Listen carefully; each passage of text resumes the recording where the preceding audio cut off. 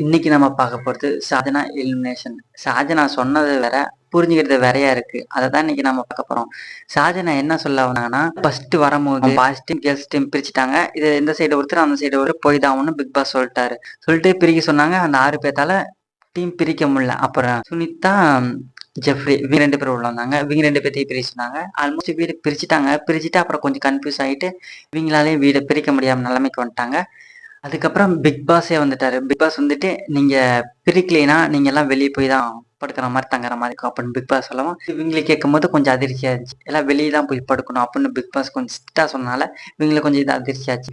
வேற வழியே இல்லாம வீடு பிரிச்சுதான் ஆகணும்னுட்டு இவங்க 2 பேரும் தனித்தனியா டீமா போய் பேசுறாங்க. பேசும்போது பாய் சைடு ஒரு கோரிக்கை வைக்கிறாங்க. என்ன கோரிக்கைன்னா, உங்களுக்கு அந்த சைடு விட்டு தரோம். ஏன்னா அந்த சைடு கிச்சன் இருக்குது. கிச்சன் சைடு போனோம்னா வேலை லோடு ஒர்க் லோடுனா கொஞ்சம் அதிகமா இருக்கும். ஆனா கிச்சன் சைடு போக மாட்டேன்னு 2 டீமும் இந்த சைடு 2 டீமும் இதுக்கு தான் போட்டி போட்டுட்டு இருந்தாங்க. இந்த சைடு தான் போவோம், சைடு தான் போவோம் அப்படின்ட்டு. சரி, பாய் சைடு என்ன சொல்ல வந்தாங்க, நாங்க அந்த சைடு போறோம். பட்னா நாங்க சொல்ற ஒப்பந்தத்துக்கு நீங்க ஓகே பண்ணணும் அப்படின்னு பாய் சைடு சொல்றாங்க. என்ன ஒப்பந்தம்னா, ஏதோ ஒரு வீக்ல பாய்ஸ் வந்து நாமினேட்டே பண்ணக்கூடாது அப்படின்ட்டு பாய் சைடு சொல்றாங்க. கேர்ள் சைடு வேற வழியே இல்ல. நம்ம இது வந்து நிறைய நமக்கு தரேன்னு சொல்லிட்டாங்க. வேற வழியே இல்ல, நம்ம அக்செப்ட் பண்ணிக்கலாம். அக்செப்ட் பண்ணிட்டு ஓகேன்னு அவங்க ஓகே பண்ணிட்டாங்க.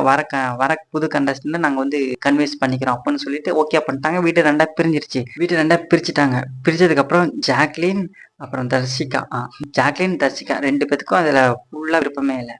ஜாக்லின் வந்து நான் வெளியே இருக்கேன், நான் உள்ள போலாம் அப்படின்ட்டு அது ஒரு சின்ன சின்ன பிரச்சனை போனுச்சு. 24 ஹவர்ஸ்ல யாராச்சும் ஒருத்தரை ஹெல்மெட் பண்ணி தான் ஆகணும் அப்படின்னு பிக் பாஸ் சொல்ல, அப்போ வந்து எல்லாம் கலந்து 24 ஹவர்ஸ் தான் நம்மகிட்ட இருக்கு. எல்லாத்துக்கும் ஒவ்வொரு லட்சம் கடமோட வந்திருப்போம்.